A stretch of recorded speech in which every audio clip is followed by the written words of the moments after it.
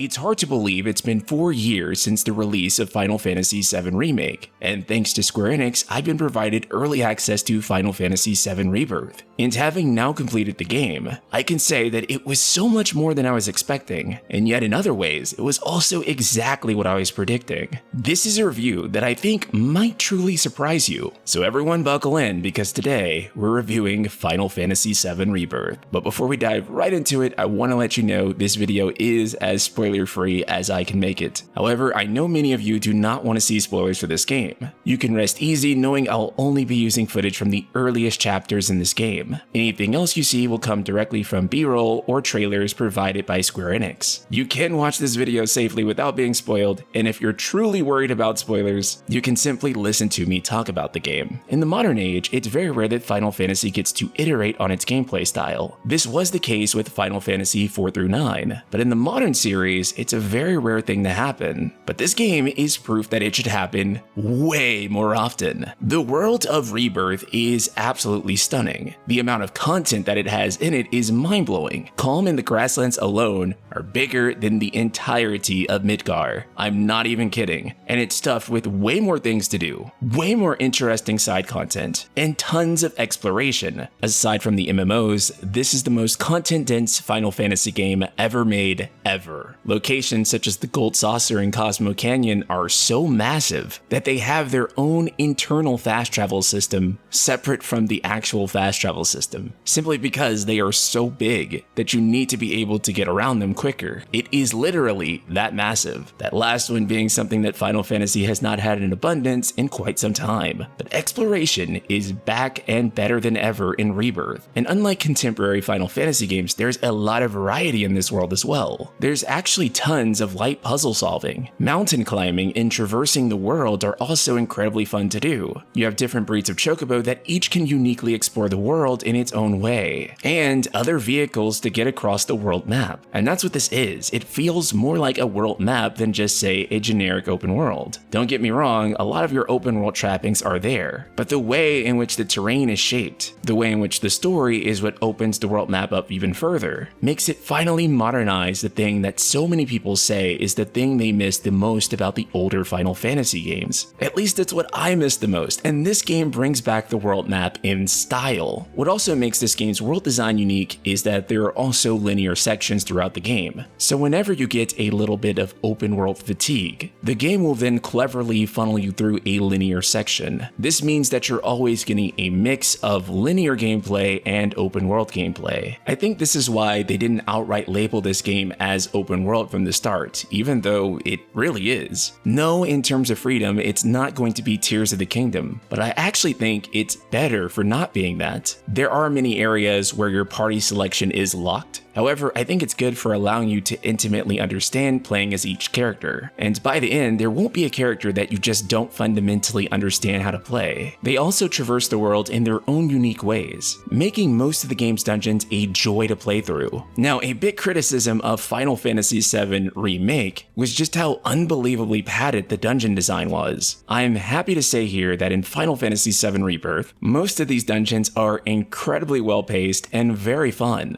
though there are some that happen in the late game that are unbelievably bloated, some of it making Hojo's lab look like a walk in the park. But for the most part, most of the dungeon design in this game has a great balance of puzzle solving, traversing, and combat. Its gameplay has more meat on the bones, and most of it is actually really enjoyable, not like that hand puzzle from Remake either, but I mean, I actually enjoyed these. Combat is also incredible in this game. In my playthrough experience, I did not have a single issue with a boss cutscene eating my limit break, so that alone is already a huge improvement over Remake. Aerial combat has been improved significantly, with characters able to stay in the air almost indefinitely, and perform many of their movesets in air as well. Of course, not every character is equally suited for air, but Cloud Tifa and Yuffie in particular are incredible at it. The presence of synergy also allows you to mix up your strategy quite a bit, and not just mash square in between ATB attacks. Parrying is now done by doing a perfect perfect block. And this is a good system, and it's the only real criticism I have of this combat system. This is subjective to what you value in an action game. However, this combat is incredibly animation lock heavy, so you can't be in the middle of attack and then cancel out into a block. Now there's a lot of debate there on if that's a flaw or not, because some people value that ultra precision, not being able to just cancel their way out of an attack. Although personally, I like being able to do these types of cancels. There's also been huge improvements to party AI. They feel tremendously smarter and are much more capable of taking care of themselves. That being said, it is Final Fantasy VII Remake's combat, but better in every single way. New systems such as folios also help supplement materia, a brand new skill tree system that allows you to strengthen characters. What's nice about folios is that you're able to have elemental attacks that aren't linked to MP, nor are they linked to materia. They typically don't pressure quite as well as having that elemental materia there, but if you're stuck on a boss that's say weak to lightning, and you don't have that magic equipped, you can use these attacks from your folios in order to chain elemental attacks. So yes, combat is phenomenal, but who could say they're surprised there, as the first game really nailed that aspect. But one thing that people had a big criticism of in the first game was side content. The side content in this game is actually fairly good, offering fulfilling rewards, opening hidden optional dungeons, and revealing new parts of the world. If you've been disappointed with contemporary FF games like Final Fantasy XIII or XVI, not really having any secrets to find in its world, this game is the complete and utter opposite. In Final Fantasy VII Remake, I did all the side content to get it over with. In Final Fantasy VII Rebirth, it was a challenge to pull me away from the side diversions. Minigames such as Queen's Blood are amazing, and it actually managed to dethrone Triple Triad as my favorite minigame in the series. It may take you some time to warm up to it, but once you do, this is going to stall you from the main story quests for a long time. This being said, there are quite a number of forced minigames in Rebirth. Now, there were also quite a number in the original FF7 as well. However, there's a lot more here. A lot more. That being said, even with that, I still didn't really mind that much, as most of these minigames are actually incredibly fun. But of course, the heart and soul of Final Fantasy is its story and characters. To no one's surprise, the characters in this game are delivered phenomenally well. Barrett's character arc has been tremendously heightened. You will feel exactly why he became radicalized against Shinra. Tifa and Aerith's friendship is expanded upon